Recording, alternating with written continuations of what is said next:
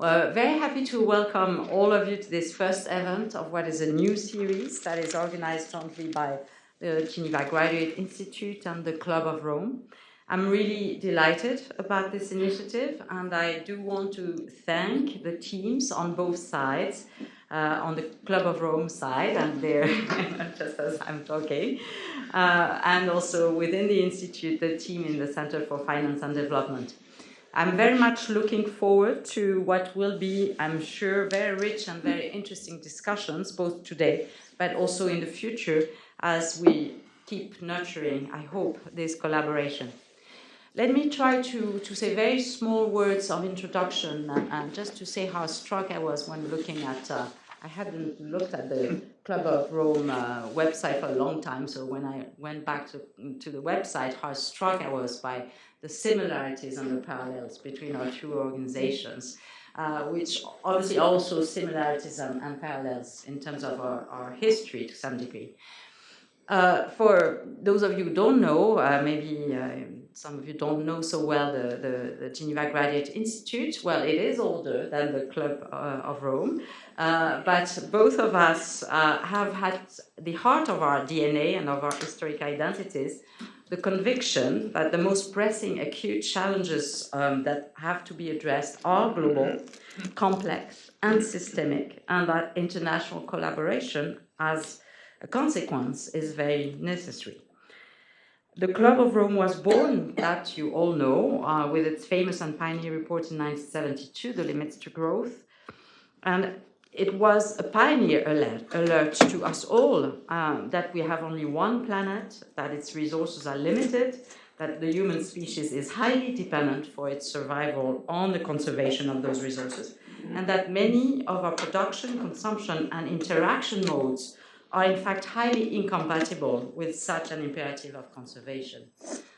Some of us wonder what has happened since 1972, but that's another story, and probably we'll get back to it during the debate later. One of a story that maybe some of you don't know as well is the story of the Institute on that. One of our parent organizations, the Institut Universitaire d'Études du Développement, which was born after World War II, was also a pioneer, actually, on those issues, pushing the notion of the Anthropocene and work around its natural, economic, and social consequences ever since the early 1980s. So here is one of the first similarities between our organizations. Another similarity between our organization is our approach to global challenges. In both cases, we are underscoring transdisciplinarity and a combination of transdisciplinarity with a systemic, or you call it holistic, call it systemic approach as the only adequate lens through which contemporary issues can really be understood. And finally, I would like to underscore how the more recent priorities that we've set ourselves are also aligned. When I arrived at the Institute in 2020, we worked on rethinking who we were, and we did this collectively, bringing on board all our stakeholders. The Institute, as I mentioned, was born in 1927. Its first parent organization, l'Institut aux Études Internationales, was born in 1927, together with the League of Nations, with a focus on international collaboration for peace. So the compass of this first institute was peace. When we sat together and discussed how we projected ourselves in the contemporary world and future challenges, present and future challenges of our world, we reaffirmed peace as an important compass for the institute, but we also said in the same breath that today you cannot think about peace, you cannot work on peace without thinking and working at the same time on sustainability and equity. So sustainability, equity, and peace has become the new compass of the Institute since then, since 2020.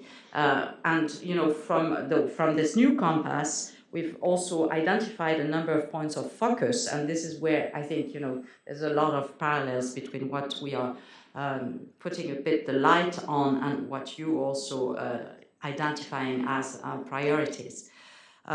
First, we understand the notion of sustainability in a very integrated form, an integrative form. So this is really one of, and really, as I mentioned, one of our key priorities and point of focus.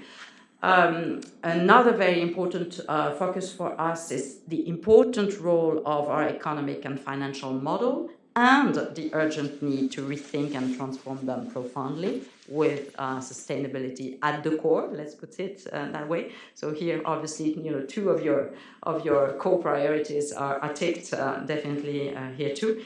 Another important point of focus for us, and I would like to mention it here because I think it might come also in some of the discussion, is technology and the two phases of technology. On the one hand, obviously, the capability building that technology can allow us in terms of addressing some of our global challenges, but also, on the other hand, the very problematic consequences of particularly the ways in which technology is being harnessed and handled today in terms of the same issues, in terms of sustainability, equity, etc., etc. So this is something that we've defined as a strong priority for the Institute.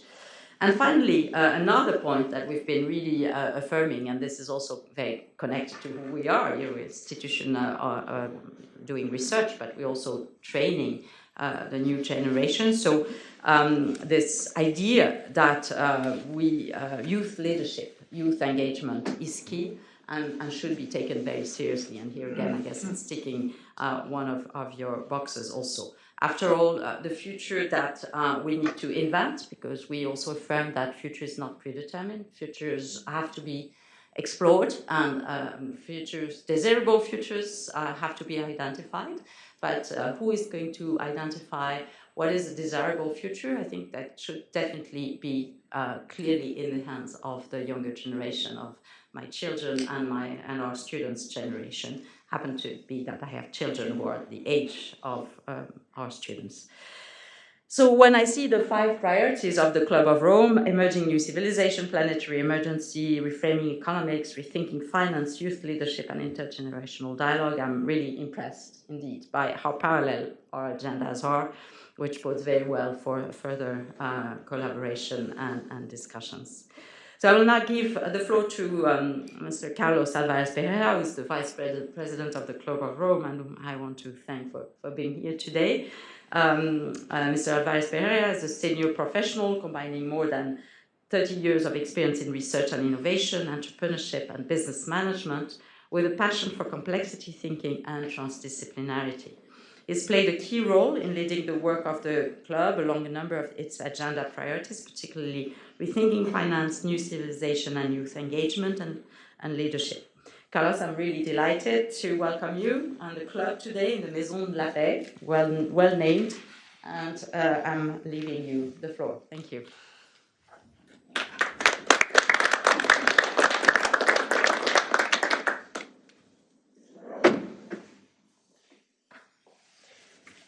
Merci beaucoup, Marie-Laure.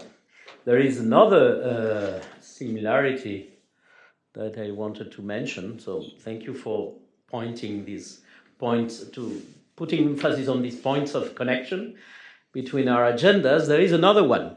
I'm not sure if everybody is aware, because this agenda in the Club of Rome, this programmatic agenda, and also the role of the Club of Rome as a platform, as a catalyst, whose activities are structured around these 5 thematic areas.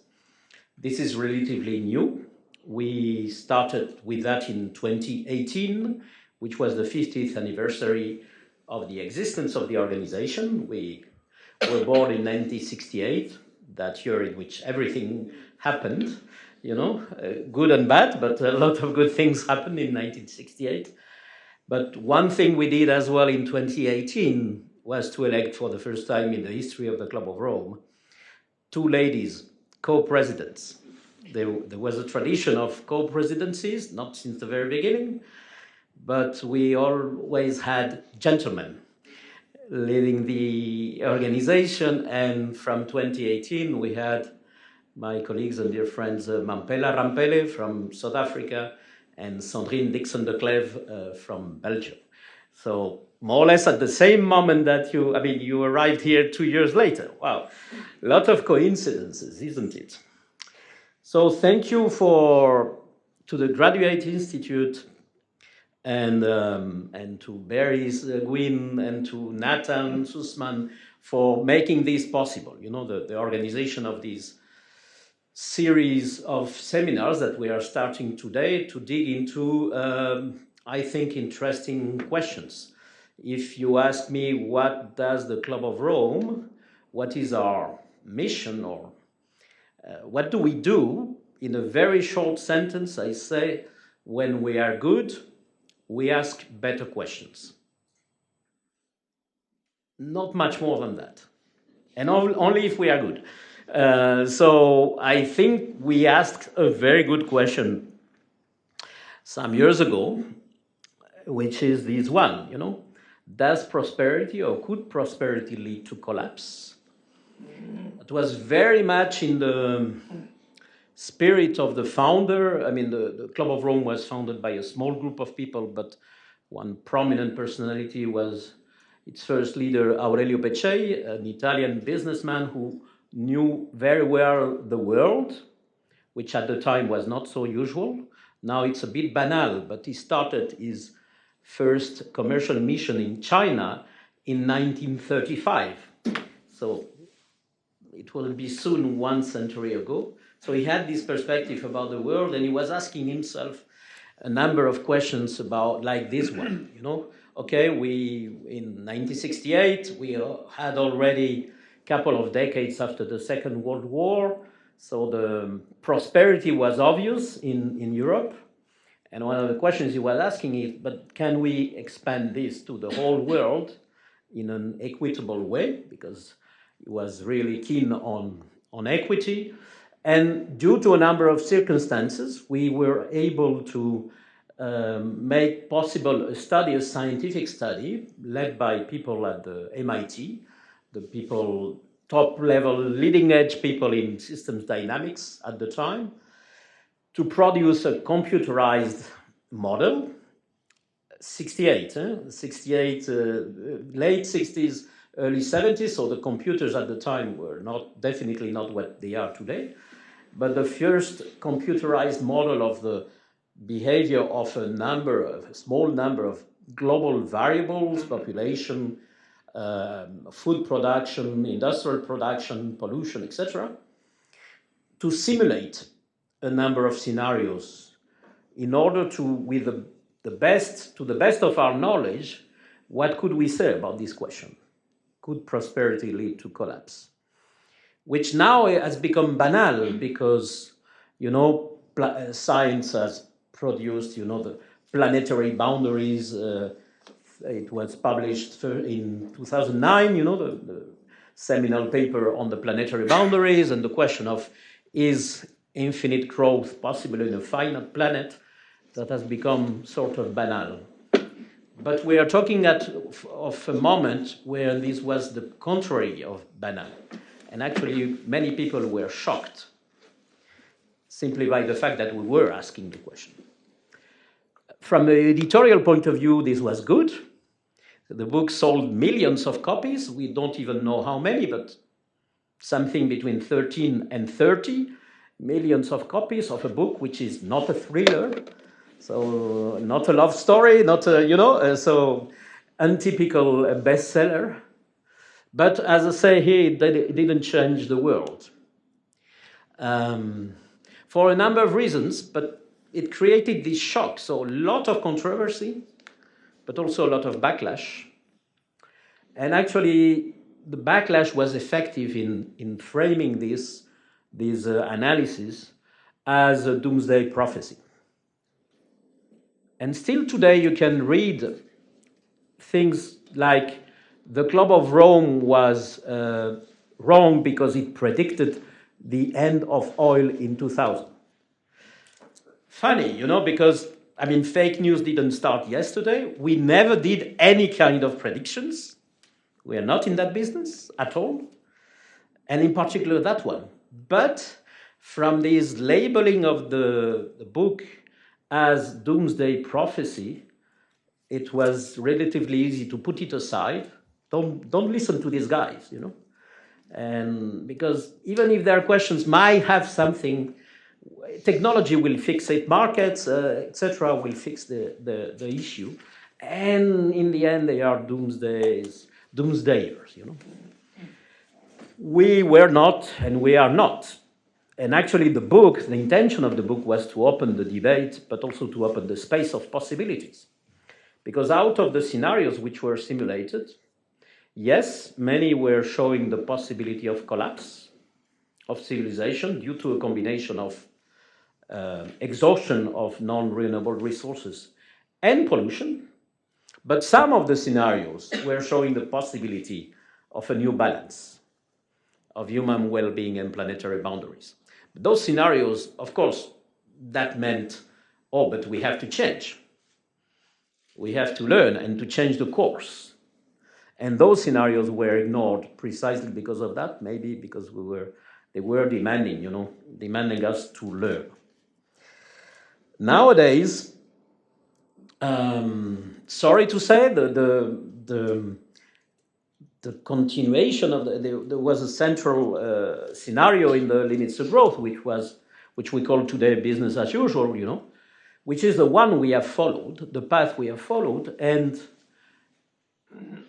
in fact, we can say today that, sorry, but sustainable development is an animal that nobody has seen. You know, it's a fantastic animal. It's like, you know, a myth. And this is shown in this very simple and, of course, simplistic graph around the concept of ecological footprint, a concept developed by two of my colleagues, Baptiste Wackernagel, Swiss, from Basel, and Bill Rees, to answer the question of how can we have a measure of how much of the planet do we need for our lifestyle.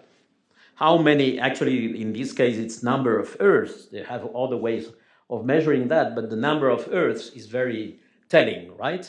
Is how many Earths do we need to sustain our lifestyle? And then here it is shown facing ecological footprint, facing human development index as defined by the United Nations, which is a composite index of GDP per capita, education levels, and health levels in the country. So each dot is a country. And what you can see here is this oxymoron of sustainable development. So if we look at the countries with high level of HDI, of Human Development Index, they have high or very high levels of ecological footprint, and vice versa. And the countries, you can, I mean, on the website of the Global Footprint Network, you have even animations to see how countries are moving with time. And what happens, and for instance, the case of China is of course very relevant. One sees that the countries are moving, you know, from low HDI, low footprint, to high HDI, high footprint, avoiding sort of this rectangle where all countries should be. So we have a real issue, because we don't know what is sustainable development. And by the way, the countries which are closer on the borders, sort of this rectangle, are countries which we don't use to look at. You don't hear, let's learn from Philippines, Jamaica, Ecuador, Cuba, or Sri Lanka, how they have managed to reach more or less a balance of high level of human development and low footprint. We don't look at those as examples, right? So we face self-inflicted existential challenges for which we have, for now, no responses. Many times you can hear that, oh, but we know the solutions, we know what has to be done.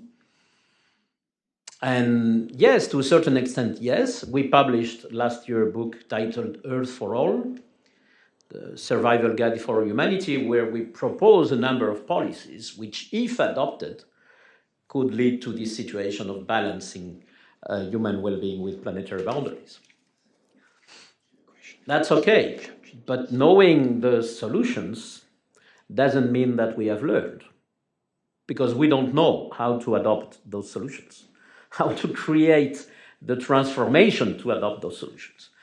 If you read that book, you will see that probably you will see, all this is quite sensible, nothing mind-blowing. A lot of things that we know since long. So why are we not adopting them? Well, that's a good question. This is why I say we don't know how to make it. And by the way, we know something which is very important, which is that environmental and social issues are not separate. They come together. Every time we forget that, we are in trouble. It's not about fixing on one side the environmental issues and on the other side the social issues. That doesn't work. That leads to a dead end. So what do we do? The Club of Rome is doing several things at the same time. Again, asking better questions, but some of that is directly addressed to governments and policymakers and decision makers in general, saying, hey, it would make sense to make real energy transition, to go for regenerative agriculture, to fight inequality, etc., to bet on the empowerment of women and girls all over the world. All that would contribute to find a new balance. But at the same time, we ask ourselves, how could we learn what we already know? And learning here is, I use learning as the equivalent of changing. We cannot say we have learned until we don't change according to what we know. And this is exactly what we have not been doing in the last 50 years. We knew something, but we decided to continue with our blind spots, to ignore that and go forward. So last year we also published this book. I'm co-editor of it, about what happened with the limits to growth, what happened since then, where are we now, but especially about the future. And this question of what are the mental obstacles for us to learn, connecting with work which had also been done in the club many years ago, a report that nobody knows. The Limits to Growth was very successful. There is an even more important report published by the Club of Rome in 1979 titled No Limits to Learning, which of course was a response. What is the issue? The issue is that we are not able to learn, and that needs a sort of what Álvarez called a human revolution, a change in mindsets, in mentalities. So what we are also doing in the Club of Rome, because investigating this question, how could we learn what we already know, and being fed by decades, not to say centuries or millennia, because a lot of the knowledge we have actually comes from the originary cultures, which had often a better sense of systemic thinking than we have in our modern society. Fed by that, we know that learning probably requires a critical situation, learning in the sense of changing. So criticality is actually opening the space of possibilities. We might all be afraid by getting into a critical situation. Now, if you ask yourself about your own lives, probably the most critical moments for you were also the moments where you learn the most, in the sense of changing and developing new patterns, So criticality is also an opportunity, and not only in the banal sense that we say, crisis, it's also opportunity. Yes, it is, but in a more radical sense, in a deeper sense, that we can have situations of bifurcation. One of the leading thinkers and scientists about that, Ilya Prigozhin, was member of the Club of Rome in the 70s, and he analyzed these situations where systems which are at a critical point can evolve into many different directions, and how these bifurcation work. And we cannot, what we know is that we cannot control them. we can design what will happen in these critical moments, but we can sense them, and we can sense what is emerging, what kind of new patterns, new behaviors, new approaches are emerging in those moments of criticality. And that's part of what we do. And of course, it makes a lot of a difference, because when I say the space of possibilities opens, it's not that every possibility is nice. This is definitely what we are seeing today is a lot of the lower branch, collapse, violence, misery, tragedies, in a word. That's also a possibility which is opened by the critical moment. But there might be the emergence of something different, of something that we call equitable well-being within a healthy biosphere. And how do we increase the possibilities for that emergence to happen at that critical threshold? And this is exactly what we do in one of the programs we run right now since last year in the Club of Rome. This is part of the Emerging New Civilizations initiative, but it's also connected with the youth and intergenerational dialogues activities, because of course we have to engage in mutual learning with the younger generations. No way to do otherwise. And by the way, in a month from now, we will present at the St. Gallen Symposium a collaboration that we are developing with them on a new generational contract. If we were to write a contract between present generations and future generations, what would you put in that, and explore from there? So this program is the flagship program of the Emerging New Civilizations, the fifth element, deliberately named with a sort of mysterious name which connects with ancient traditions. In many places around the world, there are 4 elements, air, water, fire, and earth. But those elements do not create life without a quintessential element, which is life itself, which is energy. The Chinese have a different tradition with 5 elements, but qi is very much the 5th element in the Chinese tradition. To investigate in this idea of a human revolution, of this kind of transformation we're talking about, how could that happen? Is it already happening? We think it is. We find examples of dramatic, dramatic in the sense of big change, a big shift towards new pathways of balance, equitable balance with nature. We find examples of that at local levels, at community levels, many times in communities that don't have other option than to learn something new. And then the question is, from what is happening, how could we help?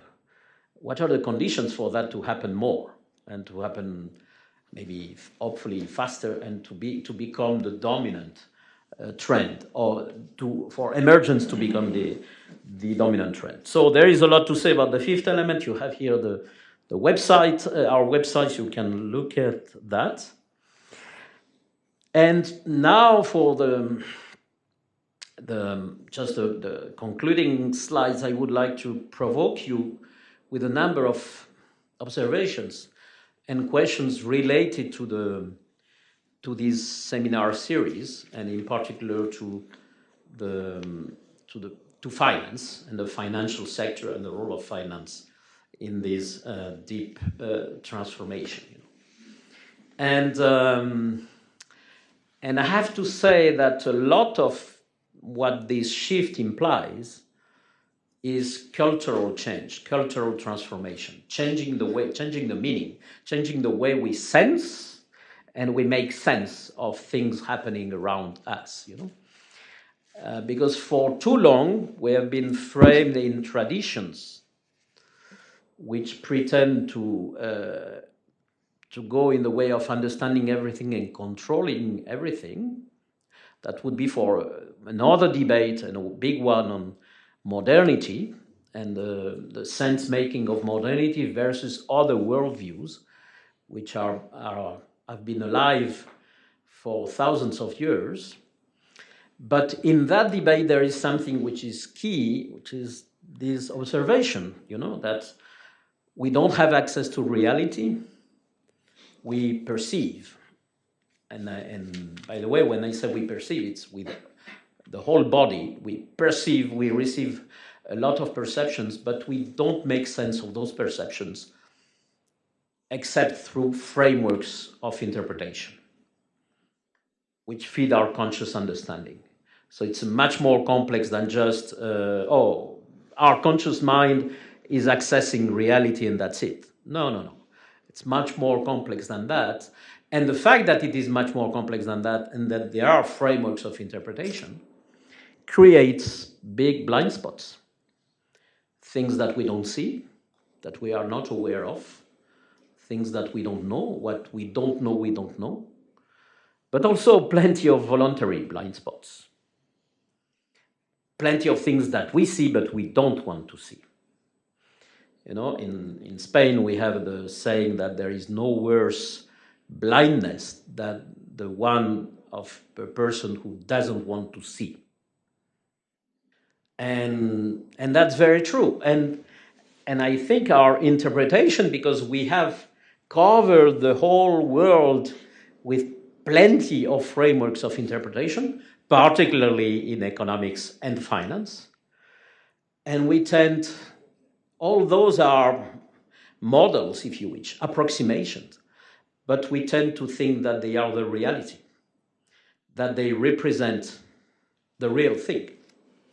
And we lose completely, and it is the history of, in particular, of the last decades or century, that we disconnect more and more these frameworks of interpretation from the biophysical realities, which in the end will prevail. And just as an example of that, as a provocation for you, I saw this graph in 2008. I should look for an update, and I'm still struggling to understand. To understand why is it possible that the world financial assets have grown since the 80s 3 times faster than GDP. I know that the two measures are of a different nature. Assets are stocks and GDP is a flow. But still, GDP is supposed to measure. If it measures well enough or not, that's another question, but it measures monetarized economy. So the activities, the monetary activities during a period. And the assets, the financial assets, are supposed to be financial wealth. Where does that huge gap come from? How can we accumulate financial wealth much faster than GDP?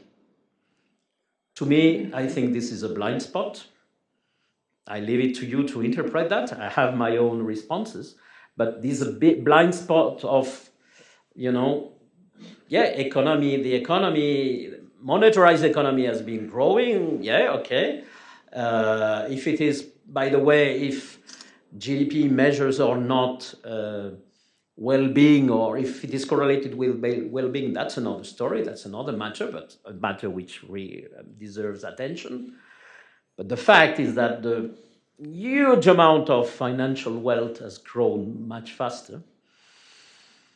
And by the way, that huge amount is debt, is debt. And of course, this would require further analysis, but my guess, or one of my guesses, is that what we have been doing is burning time. burning future time, burning the least renewable all resources. We don't only burn renewable resources, physical ones. We also burn our own time in the future. We are burning it now by keeping an economy working on more and more and more debt, which in the balance accounts of those who own the debt is considered as wealth. Provocation for you. And talking about asking better questions, this is one I have, about these sort of three imperatives that we have, and the possibility that we have with these three imperatives, we have created an intractable trilemma. There is one we cannot escape. And this is why I put it on top. We cannot, that imperative is an imperative. And by the way, we are not killing the planet, we are not killing life, we are killing ourselves. So without humans, the planet will recover very, very fast. Maybe what we are living is a situation with the General Assembly of all bacteria and viruses has decided to get rid of humans. It was an interesting joke, but now it's becoming a bit annoying. So life will continue after us, and the planet, of course, much more. But so without ecosystemic health, we simply cannot live. Basic imperative. The democratic imperative, not in the sense of Western democracies, in the sense of individual aspirations to dignity, and to have a good life, and to have a meaningful life, it's almost as inevitable as the ecosystemic health, because now this feeling is everywhere, with a lot of tensions, and we can debate on the political terms of if democracies are declining or not. Well, that's a bigger question, but that imperative is very much there. And then we have, of course, the aspiration to affluence, to have a better life in material terms, very human as well, but sometimes deriving into something which is not the same, which is the aspiration to become rentiers. This is what I call the rentier imperative. The aspiration, the idea that capital, financial capital, because it exists, has a right to get returns in the future. While all we know about science would say the contrary. The second law of thermodynamics would say, no, don't expect time to play in your favor. And the tensions implied by these three imperatives are, in my view, explaining a lot of the tensions we are seeing. And the question is, how do we balance again? Knowing that the ecosystemic health, we have no escape from that. How do we balance this? How could we invent something new so that this is not a trilemma? Because if it is indeed a trilemma, we are living it as if it was a trilemma, and we are seeing the consequences, or those consequences are quite tragic. So, just to finish, I would like to, I'm not almost answering any of the questions. I'm just throwing a number of questions to you, sorry, to disturb your peace of mind. And but we speak in the introduction to this series of seminars. Yes, we speak about regenerative economies, and implying that, you have probably heard the word now regenerative many times all around. I think it is the fact that sustainability is no longer enough. And it also questions if what we want to sustain. Some people in the building next door, the area next door, are already working on what is beyond the Agenda 2030 and what is beyond the SDGs. So the United Nations itself is about to recognize that the Agenda 2030 has not been fulfilled.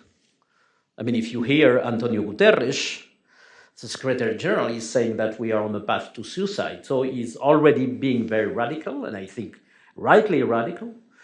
So people are talking already, about, what is next sustainability, And we think that regeneration is a good expression to that, although we are aware of the trends, and all trends fade away, after some time, and it can stay at a superficial level, but we want to work in order for that not to stay at the superficial level.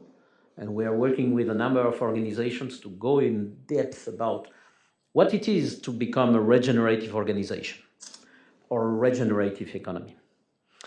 And while we certainly cannot yet define that with a lot of accuracy, I put here some provocations, And I would start by saying, well, it's about considering as existential for yourself, for the organization, for every organization, what are existential threats for humanity. It's about not talking about, but living, as Rilke, the poet, was saying, leave the questions. And if you do that, maybe after some time you will realize that without noticing it, you will have started leaving the responses. So being regenerative is about a shift of mentality. It's about an exercise in real learning, which, by the way, has to be mutual. Mutual learning, mutual metamorphosis in our societies, human societies, in our relationship to nature, which we define as separate from us. Originary cultures know it is not, and they consider us as teenagers still having to learn that we are not separate from nature.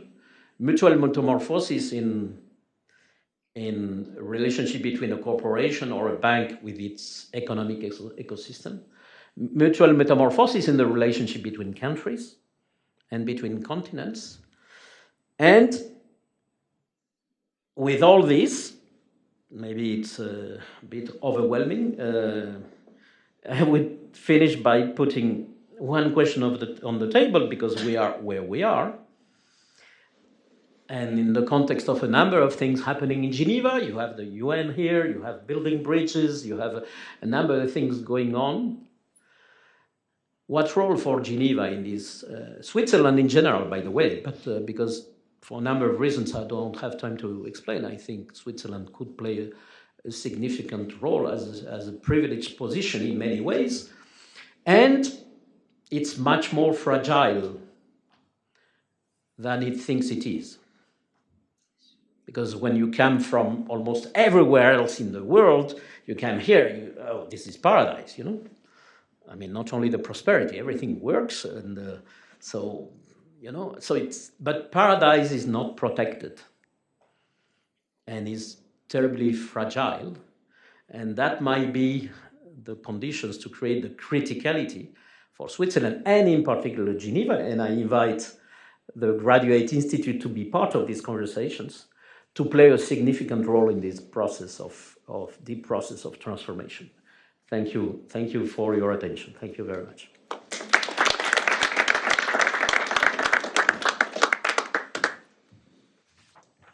Thank you very much, Carlos.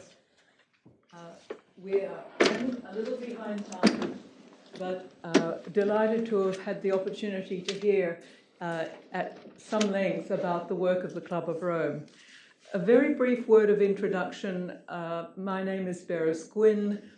My career was in equal parts with the Australian government in international relations and overseas aid, as it was called then, and then with the not-for-profit world. When my paid work ended, I knew that there was something wrong with the system. And so I opted not to set up another consultancy, not to set up another NGO, not to try to set up another foundation, but to work with people asking the same kinds of questions that I was asking. And it was in that context that I came across Carlos at a number of events here in Geneva and in Switzerland. Incitare captures for me, in the Italian, the sense of, for goodness sake, let's stop talking about it and do something. Because I have spent my life at international meetings, conferences, workshops, trainings, and we all go home feeling a little bit better, but nothing changes. And it was in that regard that I launched into a much closer examination of what is called futures thinking. I hesitate to use the term strategic foresight because I think the term strategic is infected, but futures thinking, which requires us to look at how we got to be in this mess and to look more profoundly at the narratives, the systems and structures that have locked us into widening gaps between the wealthy and the desperately poor. The last 10 years or so, I've been working with various organisations, having worked in government, with business, and of course in the not-for-profit space, to engage with the innovative financing and sustainable financing sector. And I can assure you that having once been an ambassador and riding behind the flag, I became very stupid when I joined an NGO. There's very little real dialogue. And so the purpose of our coming together tonight, I think if I'm setting some ground rules, is that really we are wanting this to be the beginning of not just conversation, but discussion and perhaps even debate.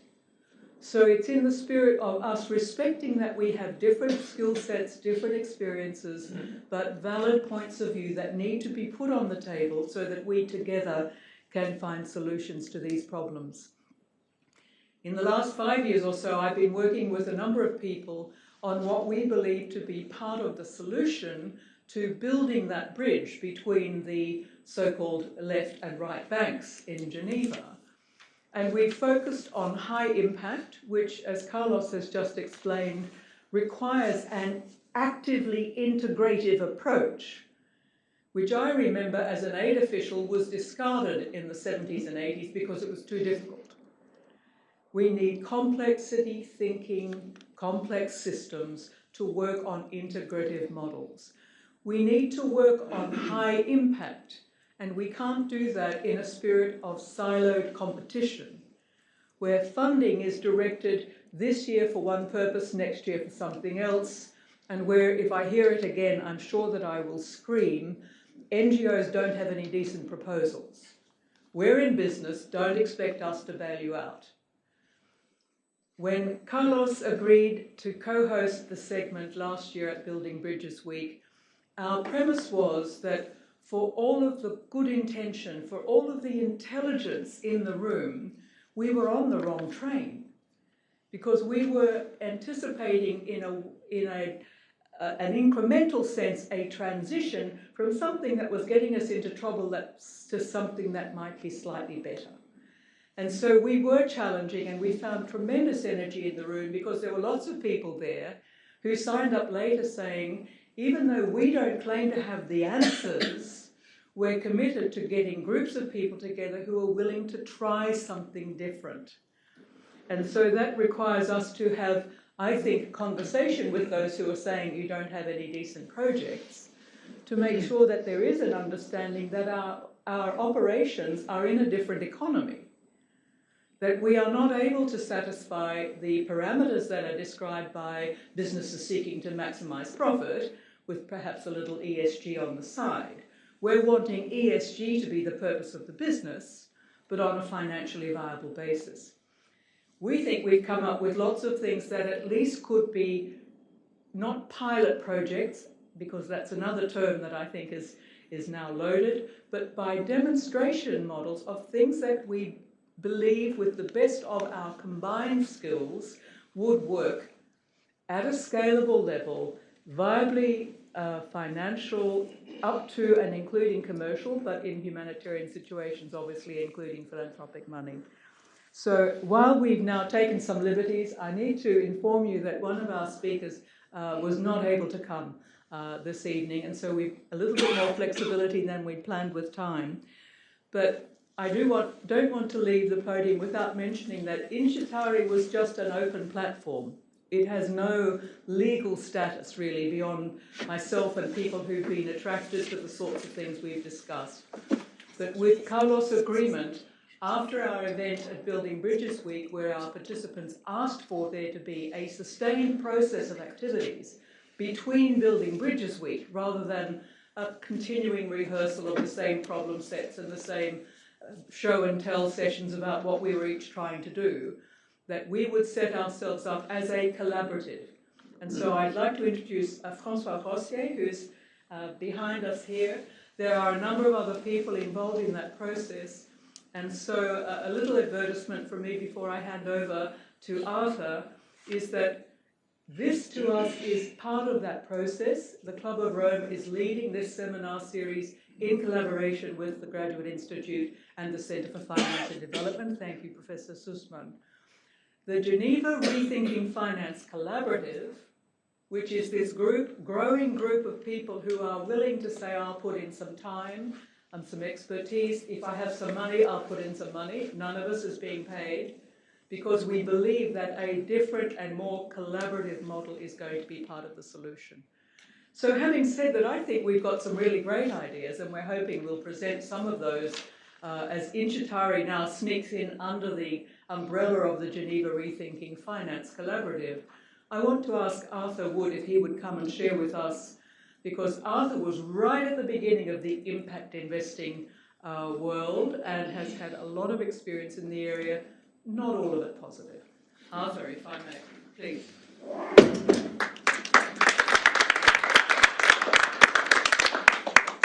I hate standing in front of lecterns and people here. Hopefully you can hear me at the back. Please nod if you can't. I think I'd like to start, since it's the Ides of March, or just after, with a quote. Men are often masters of their fate. The fault, dear Brutus, lies not amongst the stars, it lies amongst ourselves. Mm-hmm. And what I'm going to do is reiterate some of the things that Carlos has said. One. Two, to try and mention to you that the issue is not really money, shocking as that may seem, and shocking as a banker for me to say that, but secondly, that the opportunity is actually how we look and how we act ourselves, which I think is very much the point you were trying to make, Carlos. The point about the quote up there from Clinton that you can read, the problems of the 20th century have been solved by someone somewhere. The challenge of the 21st century is how we scale them. Having been a leadership group member of Ashoka, I can only attest to that, the brilliance of social entrepreneurs and their ability to look at innovative change. And the question is, how do we manage that, marry that money with the innovation that we see all around us? Because my experience of Ashoka was there was brilliant people, and there are a few of them that are brilliant that succeeded, but a lot of them don't scale. That's the reality. So how do we solve that problem? Let's get this to work. There we go. I thought I'd start on this, because this is really the core of our problem. We talked about, I think you got us to 2007. 2007 is when I left the City of London, where I'd worked for 20 odd years, and joined Ashoka with the brief, how do you change the way that philanthropy is funded? And I think if you go forward to today, in fact, if you let's take it from 2015. From 2015, as a sector, if you add up all the expenditure of foundations, the claimed $1 trillion that's been put through impact investment, the expenditure from DFIs, we have spent roughly $3.2 trillion. $3.2 trillion. What do we have to show for that? Well, in 2007, 60,000 people owned the same amount of wealth as the bottom 3.5 billion. That figure today, around about 6. The functions of quantitative easing, the creation of asset inflation. If we look at climate, we are now well on the way to hitting 1.5 degrees, and the latest anticipations of the expenditure of the oil companies will take us to 2050 by 2000, sorry, will take us to 2.5 by 2050. And if you want to see the analysis that, I would suggest you do not read the turgid reports that the IPCC produces. Go and look at those great stanchions of illiberality, the American Defense Institution report 2020, November 2022, last year, page 6, and they lay out in one page the impact of 1.5 degrees, 2.5 degrees and beyond. It is very clear where we are driving ourselves. So inequality has shot up, the climate change is going backwards, and the SDGs, we're actually raising 20% less capital than we were when we started in 2015. And what's even worse is that when you read some of the reports by institutions, I won't say any name, but you can pick them, they're actually using the figures from 2015 as to where we are. That's ignoring that we're going back every single year and not raising the money. So my first point I want to make is that why don't we change and that something magical happens? We are sitting here and we are talking and we are spending money, trillions of dollars, but we're all going backwards. That's the brutal reality of where we are today. I thought I'd put this up first. These represents from Marx to Patton to Churchill to Burke to Confucius to Satayana. They all said, if you wish to understand the future, you have to understand the past. In fact, to quote Churchill, the further you look in the past, the more likely you are to understand. So what does the future tell us, other than, don't use this thing? There we go. Whoops. I've gone too far forward. How do we get back? There we go. I think I should probably stay near the lectern. It's revenge. Yeah, possibly. This is my favourite picture. It's by Niccolò de Machiavelo. It's of Dante. And on his left-hand side, he's pointing to the circles of hell. And on the fourth circle of hell, you find mass murderers, blasphemers, sodomites, and bankers. Apologies to any bankers. On the right-hand side, you'll see that he's looking at Brunelleschi's dome. And Brunelleschi's dome was, of course, built and funded by Medici, the banker. So in this picture, you see this whole dichotomy that goes all the way back in Western Christian religion to the Treaty of Nicaea, when they define this relationship in quite strong terms. But this whole relationship between you make your money over here, and then you give it away here when you see the light and you begin to think about your maker when you reach my sort of age. There is, however, another message within this picture, which is Medici was also the person that created the bond market, the basis of the modern nation state. When Dante was roughly around about 50, on October the 13th, 1307, it was the collapse of the monastic banking system, the clash between the church and the state, where finally, in one of those few occasions when the French and the British completely agreed, they decided to kill the bankers off. What developed after that, of course, at the same sort of time, was double-entry bookkeeping, and the use of numeric calculations as opposed to Roman numerals, a technological advance. You could not have created the bond market without double-entry bookkeeping and without numeric systems, and without a reappraisal of what the role of people were in terms of how they, to your point, interacted with society. And that is a common trend. And I hate to say this in Geneva, of all places, but why did a wet, soggy island off the coast of Europe, who in 1750 was half the size of France, become the dominant power 75 years later? Why? Because it nicked the concept of central banking from the Dutch, and it had an efficient taxation system. So they could afford to pay the Austrians, the Russians, and everybody else to fight the French, until obviously they emerged dominant and we had the effect of the Anglosphere. And in much the same way, when you move forward to Bretton Woods, what is Bretton Woods in terms of the domination of the American Anglosphere in a different way? The problem, however, is that today we are faced with the success of our own system.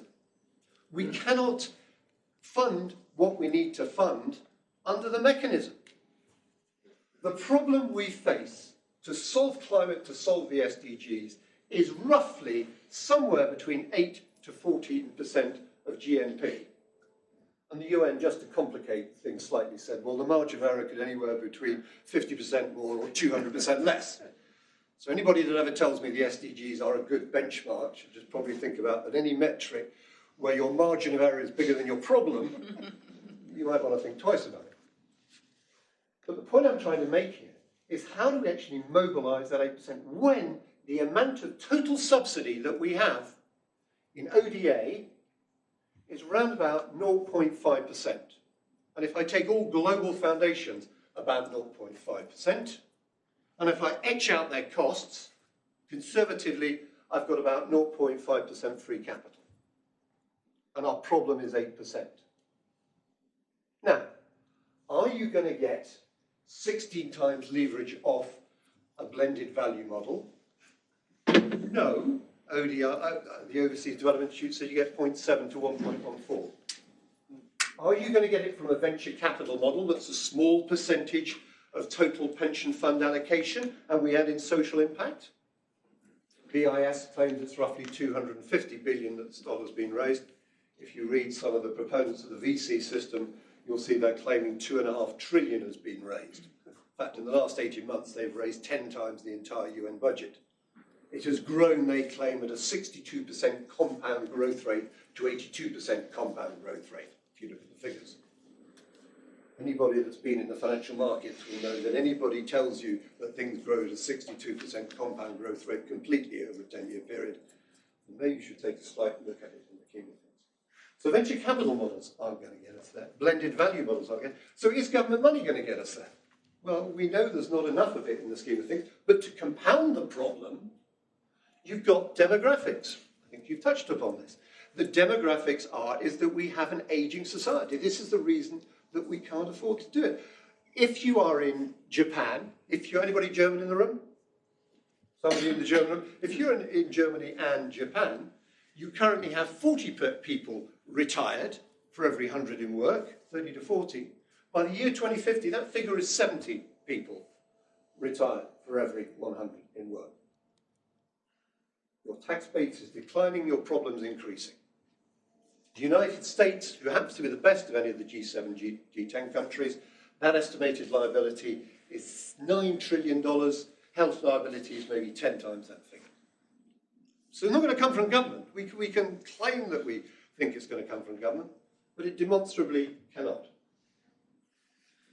So we've had these various solutions proposed to us. It looks like a perfectly balanced system to me. I'm sure you've heard the bankers talk about this recently. And I'm sure you've heard of the metrics mechanisms. Well, the metrics mechanisms, they're talking, if you look at them, the EU, or you look at the Oxford-Harvard one, and you look actually what they're measuring just what the UN Secretary General's call for, the measurement of externalities. But they're only measuring negative externalities. Don't read the 7-pager, read the 135 pages.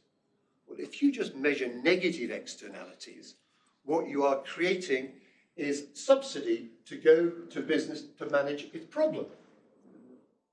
What we should be doing is taxing the negative externalities. We should be paying subsidy to the positive externalities. Furthermore, if you look at the last G7 report issued on October the 13th and see what is the role of technology, they say, well, the technology's not developed in development. I can tell you from Bob Bishop, who's sitting in the room here, that some of it certainly is developed in the scheme of things. Let me come back to that point. But the point is that we should also be looking at the value of sequenced social interventions. The word we even use in our space? Very rarely, because the incentives are not there to sequence and collaborate. The incentives are to silos, and the psychology is to silos, reinforced by foundations, and reinforced by a VC model. So it looks like a perfectly balanced system if you're sitting in business, because what the current debate is doing is diffusing an argument about whether we should tax the negative externalities. Well, how much subsidy should go into the guys that actually are producing the innovations for benefit? And three, the value of those sequenced social interventions that are huge in the scheme of things. I did a report with Brookings and Accenture. You put $1 into education in India, it generates $50 of future economic value. Stop TV have done the same, Matthew. $1 into TV, $40, $50 of future economic value. Water and sanitation, $1 in on a $500 billion market, $6 return. So these are very large markets with very high potential returns. In terms of incentives, we need to create mechanisms where the quicker you get the social outcome, the higher the economic return. Completely counterintuitive to most people in the social sector, but it's possible to do. Does anybody know what this picture is? Oh. It's not a financial market. It's not even the internet. It is a map of all the relationships in Star Wars. I put that up somewhat facetiously because what technology now enables you to do is solve complex problems quicker, as we saw with COVID, how quickly that was solved in some senses.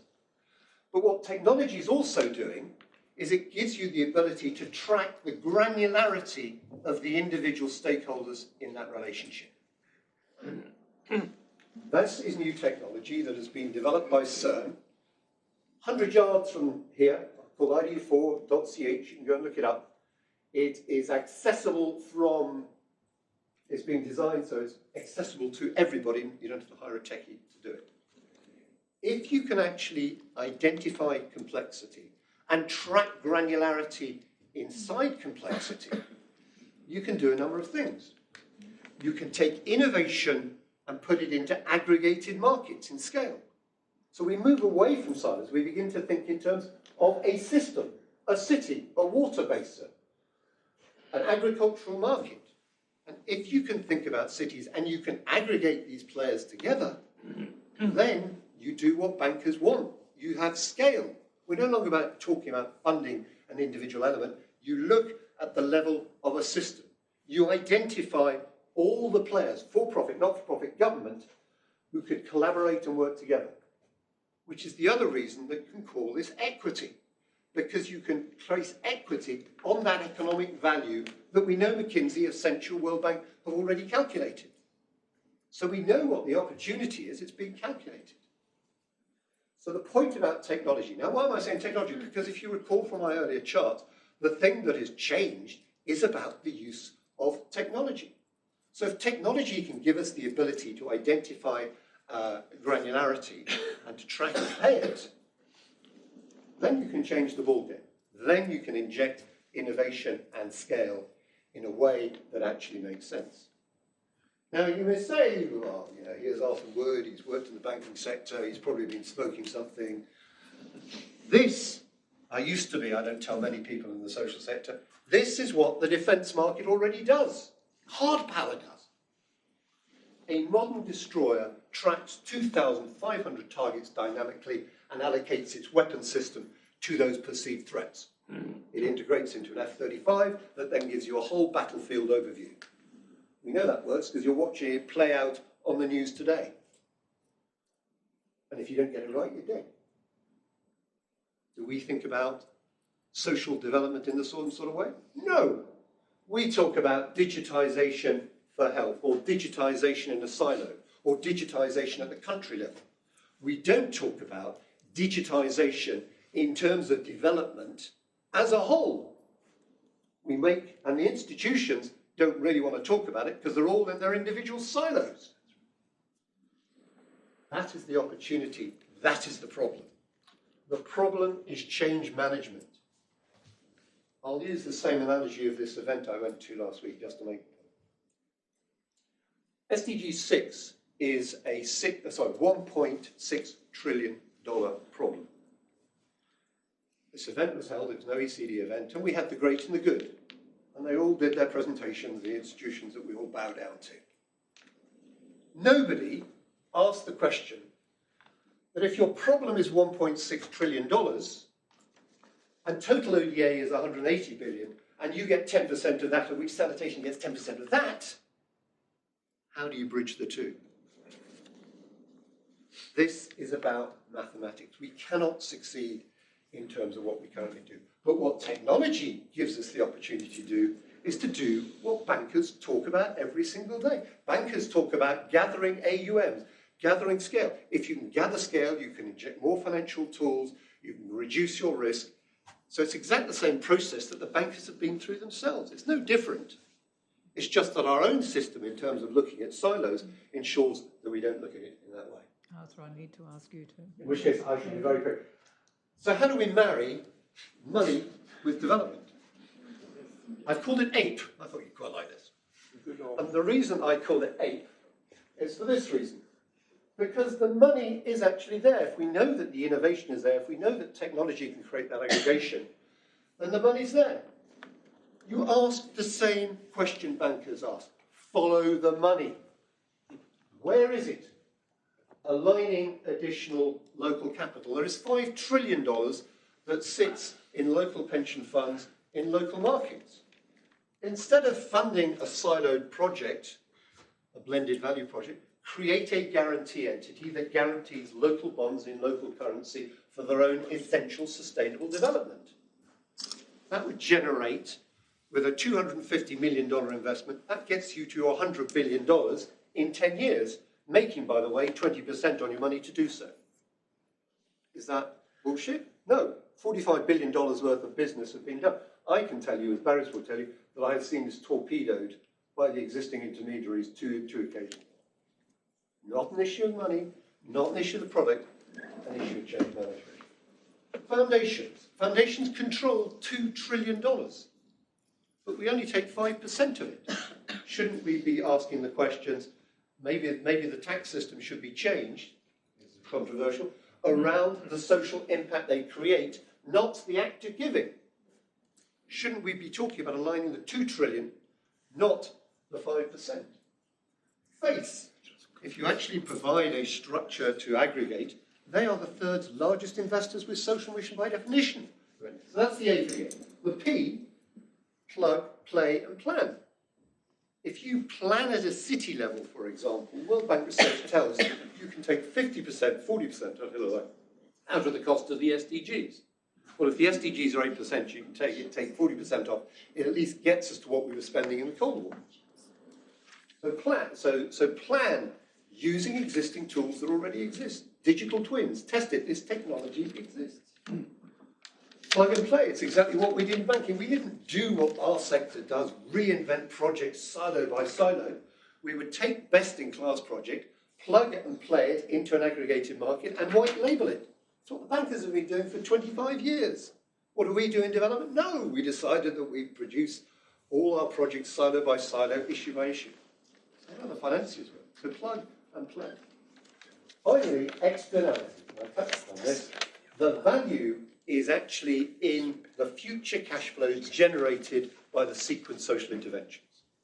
And they've all been calculated. We know that they are measured in the billions to trillions. So the money is there, measured in future cash flows. And I'll leave you with this final chart, because here we are in Geneva. I suspect 95% of people recognise this. This is the Chateau de Chillon. Ask yourself why Switzerland has become the power it is today, lying on the fault lines of culture, language, and religion. Whereas the Balkans that also lie on the fault lines of culture, religion, etc., are a basket case. Why? Because the Swiss control the mountain passes to north, to south, to east, to west. They had a vested interest in collaborating. It is exactly the same question today. Who controls the data flows and the aggregation of those data flows? Are they to be public and multilateral and open, or are they to be closed and commercial?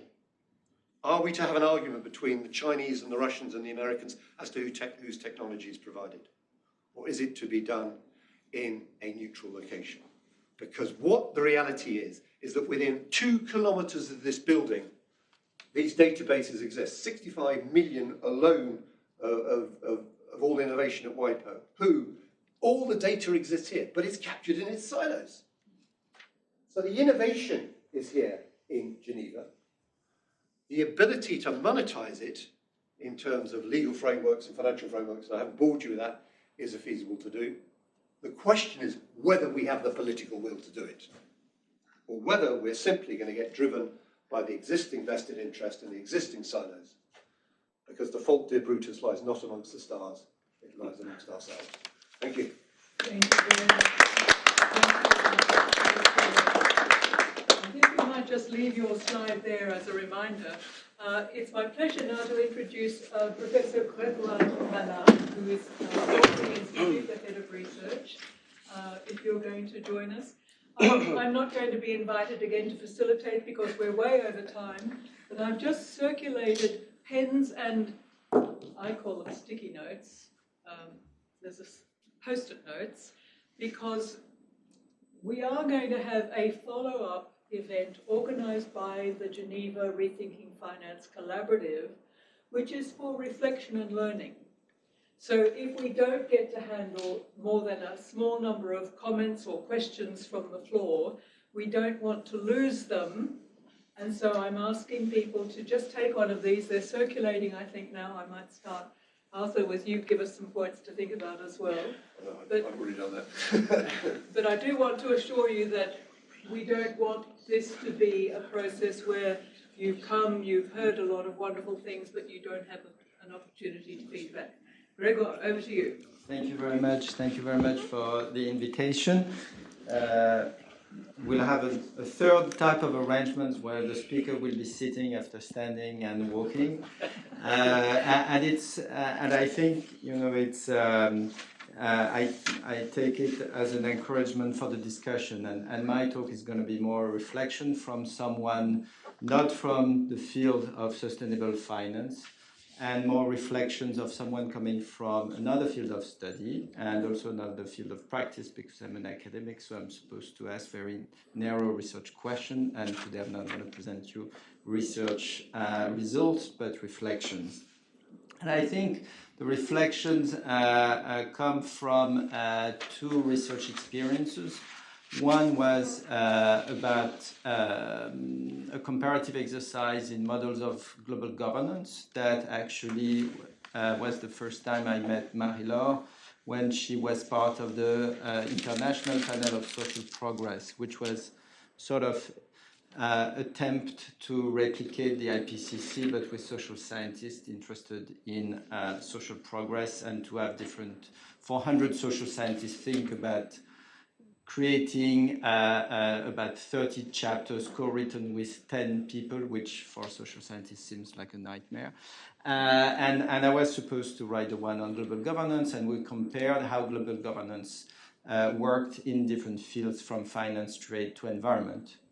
And the second research experience I have is I'm not at all a scholar of sustainable development, but I study sanctions, and I'll come back at this. And so to take your invitation to think about basically the mental maps or the mental frameworks we have that may obscure reality and create blind spots, I think I would mention two big mental frameworks or big concepts that may be creating a blind spot in our thinking about sustainability. And the two are, the first one would be the corporation as a maximizer of shareholder value, which has become a way of thinking about the corporation, not only in the field of practice, but also in economics, in law. If you study litigation, you will see that basically this concept coming from law and economics has been adopted by judges in their arguments. And the second concept would be the model, the way we think about hard international law using a Westphalian model of how international law is supposed to be done when it's hard law, not when it's soft law. And this distinction between hard and soft law comes from that. And I will illustrate briefly what I think these two mental guiding images may create problems. I think the notion of externalities, which you cited directly, comes from the fact that we think of the corporation as a maximizer of shareholder value, and that we don't treat the social costs as an internal problem, but as an external positive or negative externality that is not inside the calculation of the individual maximizer when he takes his decision. And in a sense, whether you want the corporation to be more responsible or not, you could actually continue to live with this model of the corporation. You have some litigation, for instance, if I remember correctly, it's 2019, for instance, against Total by a group of NGOs in the Tribunal of Nanterre, who basically said the corporation doesn't emphasize enough the environmental risk and the risk that climate change does to the corporation. So in a sense, it obfuscates the real risk for the shareholders. So within this system, you could actually ask the corporation to be more transparent to all its shareholders, and you could basically use some template from fraud law or something like that to ask the corporation to be true to its true nature without challenging the mental image of the corporation.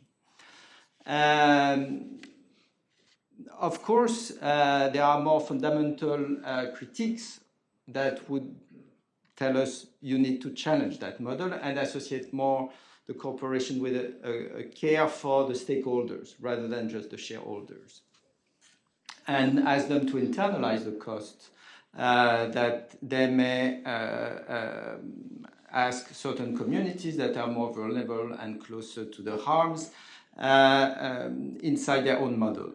I'll come back to that. The second problems, and from that model of the corporation, one of the main problems is that then the idea is to drive prices down, so you increase your market profits, and you lead to overconsumptions, which, if you're in the oil sector, goes back to the concerns of the Club of Rome. The second problem with the view of international hard law as only Westphalian law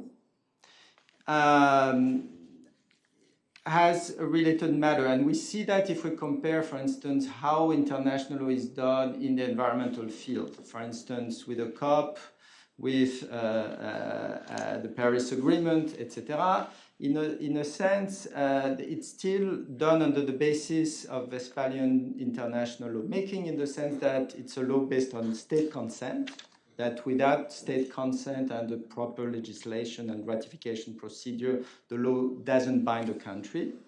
And there's also the notion that if you don't give state consent, you can give sovereign immunity to any private actor who gets territorialized in your jurisdiction. So one country can give immunity to a lot of private corporations who will seek immunity by locating themselves there. So if you don't have universal consent-based law, you have leakage opportunities for corporation to engage in free riding and to avoid costly environment concerns or other types of social responsibility. So then the view is that if you can't commit all states to agree on certain environmental or social concerns, you should use the social, sort of the soft law model. And this is the John Ruggie type of approach to create guiding principles on human rights under corporation, social corporate research, social responsibility. And as you said, you keep the model of the corporation as maximizer of shareholder value, but you add a little bit of social corporate responsibility on the side, so you don't challenge too much the model. So, are these the only way to think about this issue? So here I would mention, just to challenge a little bit and create a little bit to deconstruct a little bit these historical frameworks, I will mention two ways of rethinking about the association between shareholder and stakeholders and how to do international law by looking at different developments, both in theory and in practice. In theoretical developments, there have been a lot of work on the commons, which are basically a way to rethink beyond the corporation as maximizer of shareholder. And you may know the work of Elinor Ostrom, Benjamin Correa, etc., in the Francophone economist circles would tell us, we should think about the natural elements like forests, oceans, etc., not as goods that should be privatized by corporations, and then they are managed by corporations under corporate law or tort law or any type of legal frameworks that use the model of the corporation as the maximizer of shareholder value, but we should think differently about them by having stakeholders engage in having common property of the good itself. So it's a theoretical model, but it's actually a model that a lot of NGOs as well try to push forward. And I don't have time to really develop. My second point would be to sort of deconstruct the notion that hard law is only Westphalian law. That's where my sanctions hat comes. Because it seems to me that sanctions law and the machinery of sanctions, which is a way to produce hard law, which is very much non-Westphalian, is not widely known outside of the international security field. Of course, now with the Russian invasion of Ukraine and the EU and US sanctions being imposed on Russia, a lot of people know more about sanctions law than before. But if I were to summarize the originality of sanctions law in 2 words, I would say that it's done by people who have a very different approach than economists to risks. In the sense that whereas economists try to turn uncertainties into risk as much as possible and to have predictable risk, and so that maybe corporations internalize environmental risk, etc., etc. Sanctions practitioners think of uncertainty as a positive thing in markets, because they think that when markets are characterized by uncertainty, people will be super careful. So the risk, one of the negative effects may be that you create actually of de-risking. And a lot of that may be illustrated by the fact that, for instance, corporations don't want to go to a certain jurisdiction because they don't want to be excluded from the US market, and they don't want to run the risk, for instance, to trade with an Iranian company because they don't know if there's a revolutionary guard within the shareholders, and this would exclude them from the US market. And so they overcomply. They say, we will not take any risk because it's a very uncertain market. The second thing about sanction specialists is that they don't produce law by asking states to consent to the law. They actually try to convince one big state to make law for itself.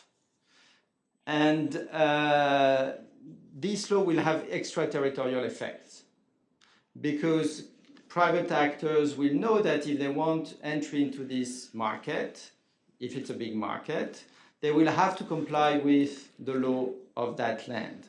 And that will have extraterritorial effects. And we see that, for instance, with oil companies who don't want to actually lose access to the US market because for a suspected transaction they may have with an Iranian or Russian oil company. it shows to you that actually international law today is no longer done in other fields than environment through the Westphalian model. It's done through a sort of hegemonic model of creating hard law. So there's no necessity to create hard law through Westphalian ways. You can, for instance, that's what I think the Convention citoyenne sur le climat that was set up by President Macron in France and then forgotten as soon as they released their report. They wanted to create a crime of ecocide, for instance, and it put it into law that, for instance, if you are dealing with a company, if you take the sanctions analogy, if you are dealing with a company that was found guilty of ecocide somewhere in the world, you could be charged and your company could be shut down. So you would be very careful before you engage in some transactions with some companies that have some headlines that they may be creating deforestation or oil spill. And that would create effect if the country that actually takes sanctions against companies that commit the crime of ecocides, if these countries are big, like the EU, and they they edict market exclusions, that will create a lot of uncertainty in markets. But sanction specialists tell you it's great to have uncertainty in market because people think twice before they engage in a transaction. So it, of course, increases a lot of the compliance costs, but it creates a sense of responsibility. And here we're talking about real legal responsibility. So on these notes, I want to close and just wanted to highlight that these two models about the corporation and how international law is made are not natural, and maybe we can look elsewhere to find analogies that help us think for future policy. Thank you very much, Grégoire. Professor Sussman is with us still? Or He had to go. He had to go. I'm the only one left. In that case, can you tell me if we can have still 5 or 10 minutes, or do we need to throw everyone out? No, I think 8 is usually is a pretty empty space. We do understand that some of you may have planned on 7:45 and may need to leave, but I'd like to invite Carlos and Arthur also to come back to the podium. I'm going to collect these horribly coloured pieces of paper and hopefully the pens. But I'd like to first of all turn it over to, let's take 2 or 3 questions or comments from the floor. And then if you want to direct to a specific person, please tell us who that would be. But we'll gather 2 or 3 questions if these are just backup in case you don't get to ask your question. So who will start us? Sorry. Now you're all shy because you've written your questions down already. No, there's a question here, please. Well, if I may take this opportunity, I'm Amitavo Sarkar. I am a fellow at the Global Health Center, this institute. For Dr. Pereira and maybe for also Arthur also, if the Club of Rome needs to decide that, okay, so there's a politics of equal opportunity and there's a politics of equal outcome to forge a new eco-social contract, which is right now in the narrative for the past at least 2 years. What should be the take? And I come back to this actually, in 1970s there was a discourse post the limit to growth, that whether it is drifting away from the class politics or not. Because some of your presentations or the pointers, the questions, the thoughts are directly addressing this politics of equal opportunity and equal outcomes. Thank you. Okay, let's have 1 or 2 more questions so you have a chance to think about it. Please. Okay, I look at, for example, you have moral persons, which are corporations, and physical persons, right? And aren't they all persons, and shouldn't they have ethics behind their way of looking at the world? Or are we going down Polly Higgins' way of ecocide? question. One last question. Okay, we'll hand to the panel. Who would like to perhaps comment on what you've heard among the other presentations? Arthur, can we start with you? Yeah, I mean, As briefly as you can. Grégoire is spot on. Legal is a fundamental element here. There is another, I suggest, way of looking at this. We work with the former head of the exempt unit of the IRS, who's the US philanthropic regulator, UK charity commissioner, and a number of other lawyers. And what we have passed into US law, what we have passed into US law is taking LLC, LLP law and integrating a social dimension into it. Why did we do that? Because if you're going to solve a systems problem, you have to ensure that each player can take a different or indeed differing economic social return in the mechanism. And that's exactly what this framework did. So I think there is beyond the, I mean, sanctions are undoubtedly one of the tools, that don't not denying that the slightest. But if you're going to create a mechanism where different players can take different or indeed differing economic social return, then you need to start, and that is a global, it's found in 65 jurisdictions around the world. What that structure is also, is when I was a banker, it's used in 50,000 structures in the City of London every single year to create quasi-equity structured product. So you can create a mechanism where each player can take a different or indeed differing economic return.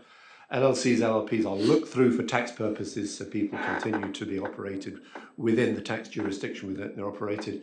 Equity is also fungible, so different players can take different or indeed differing economic social return. And to the equity question, you can hardwire the social mission into that mechanism. And the community, I would argue, to your point, has three elements to it. One is the social entrepreneurs to ensure that they gain from the upside of that collaboration. Two is the community to make them the empowered consumers and auditors of the social goods they receive. And three is the social intermediaries, where you should pay them for creating that aggregation, which then enables you. So legal, in my view, is a totally fundamental part. It's the mirror of the legal, the technology structure of granularity.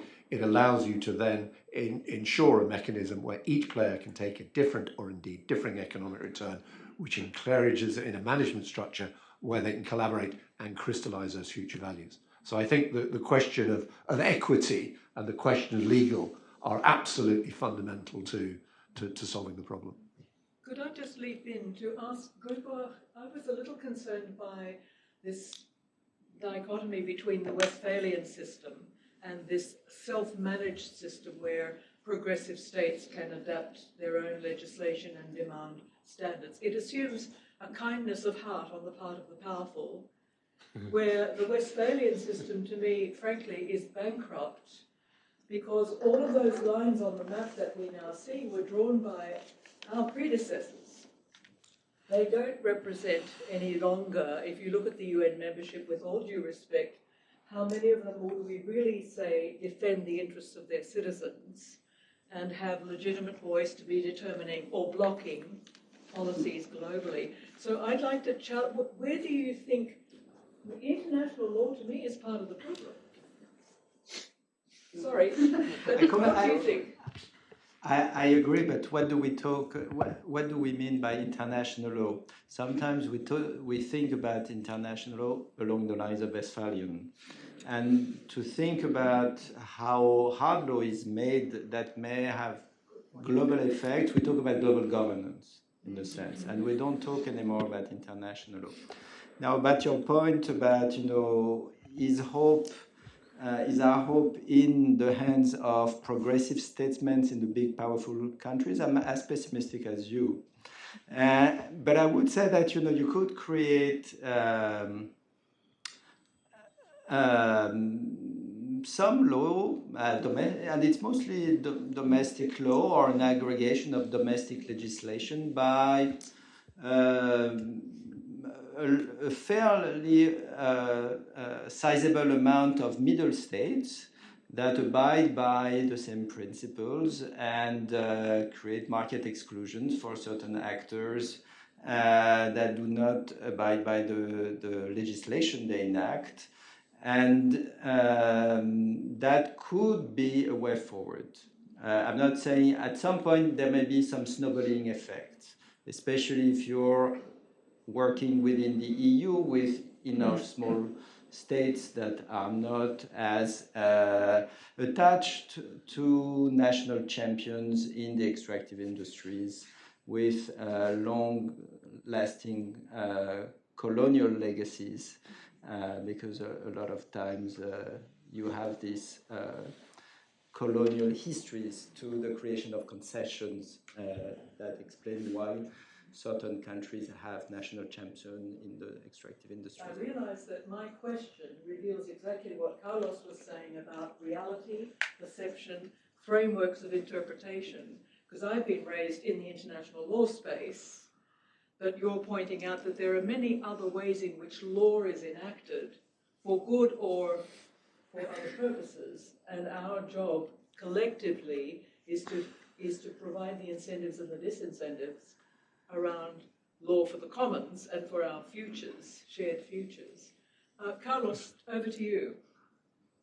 Yeah, I mean, your question about equality is, this would need another conference, another hour or two or several days. I would just, assembling a few notes because, yeah, there was this idea about, what does society have to ensure?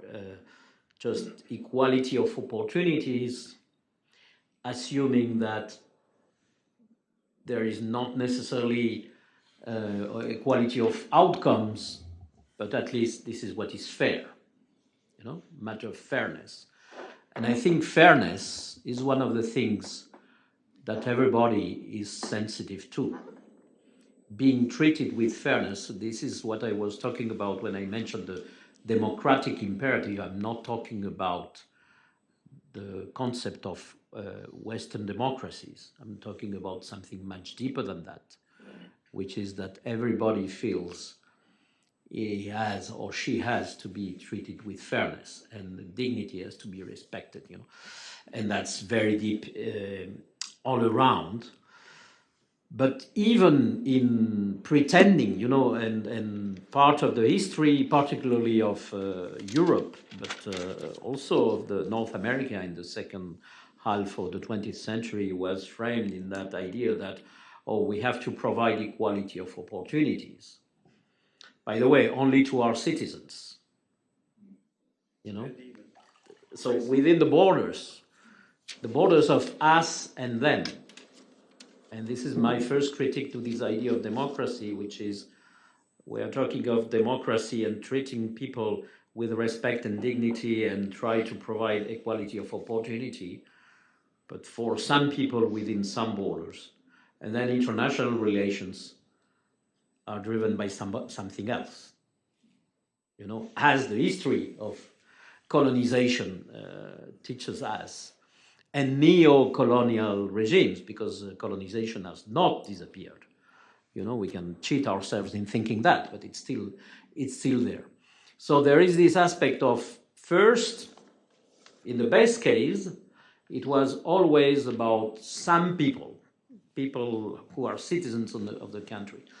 And yes, we could say for some decades, the systems we had in Europe were providing equality of opportunities and social mobility, etc. And that was fair. But nowadays it would be a joke, a terrible, tragic joke to pretend. And this is also what is happening. Why the distrust in institutions is growing also in Europe, because people know that the system is no longer providing, a formal equality of opportunity, yes, but that's purely a joke versus the absolute inequality, real inequality of opportunities with the inequality growing. So, as I said, we put a lot of focus on that. We even adopted, for the 50th anniversary of the Limits to Growth, what slogan we adopted? Global equity for a healthy planet. So while many people are still either in the social domain or in the environmental domain, now we say, no, sorry, we cannot do that also because if the environmental is not acceptable to people, we are going nowhere. We are going to the dead end. And by the way, the possibility of eco-fascism is real.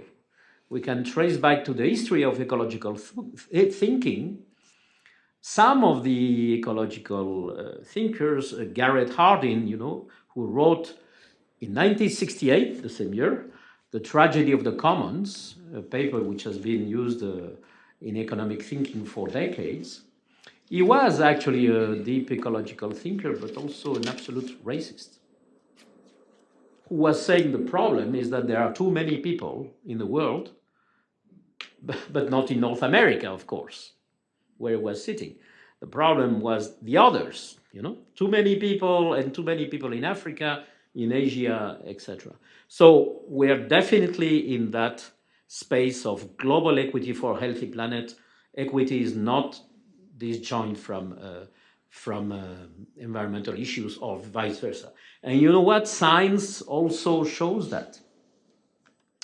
Recently, a paper was published in Nature, which is a compilation of a lot of research done by a lot of people, to ask the question, because that's a fundamental question in the end, it's for our balance with the biosphere of which we are part. Fundamental question is, okay, but how much energy do we need to provide everybody on Earth with a decent life?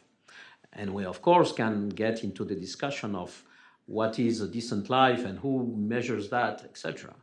But that's, at least let's assume that that idea would be very different from what we have today. So for everybody on Earth to have a decent life, as measured by people, the scientists who have been looking at that, how much energy, total energy consumption do you think we would need? Do you think we would need, taking into account, that there are billions who are not there, typically 1 billion in hunger, around 1 billion in hunger, and billions who don't have access to many of the amenities that we have, etc. What do you think? Would we need, how much more energy consumption we would need if the system was equitable? If there was much less inequality than today, if we really look for a system providing equitable well-being for everybody. What is your guess? It would require half of the consumption. So global equity for a healthy planet is not just a nice slogan. It is to say that inequality at the level we have it is a huge issue, and it's a driver of all our ecological crises. Because with half of the total consumption of energy we have today, we could have a decent life for everybody on Earth. I'm afraid we're going to have to leave it there. Sorry. No, not at all. I want to thank you, first of all, for coming, because I certainly regard you as among those people informed and interested and willing to risk causing offence by offering different points of view and asking different questions. Because I think as we've siloed by sectors and regions, we now still talk about public and the private sector and the NGOs and civil society, whatever that means, when all of us are part of civil society. And as citizens, we need to be building the momentum. Let me, if I may, Carlos, announce that the next in this series is going to be on the 10th of May. Mm-hmm. Perhaps you might want to mention the focus of that event? Not yet completely clear, but that will be... Not yet completely clear, but as I understand it, on financial systems. No, yeah, I mean, what I can mention is one of the speakers will be Peter Bloom, a colleague in the Club of Rome, and he was the co-founder and CEO for many years of Triodos Bank. So a banking institution trying to make real, not just for words, the idea of balancing the economic logic with the environmental and social logics. And he's leading in the Club of Rome our hub on rethinking finance. So he will speak about that, about what we have been thinking about, how to transform the financial sector from a systemic perspective, from a perspective of what are the key obstacles and at the same time the key levers which, if pushed, could produce big change. And the discussion with regard to the topic for the third was about digitalization, picking up points that have been made here, that it's how we direct it and how we use it. But that may not survive as the topic for that last session, I'm not sure. But just to let you know that 2 weeks from today, we've not yet defined the time, but either at midday, which we think would be when people are free, to have a brown bag lunch online, we're going to be able to pick up all of the questions and perhaps have processed those in some way, to reflect on what we've covered tonight, and then to provide some feedback, so that it is a learning circle for us as well. And so if you're interested in being part of that process, I think the Graduate Institute will be able to give us a list of who's been here, and we'll be able to communicate with you on that basis to let you know. So finally, I would ask you all to give a round of applause to our 3 surviving panelists.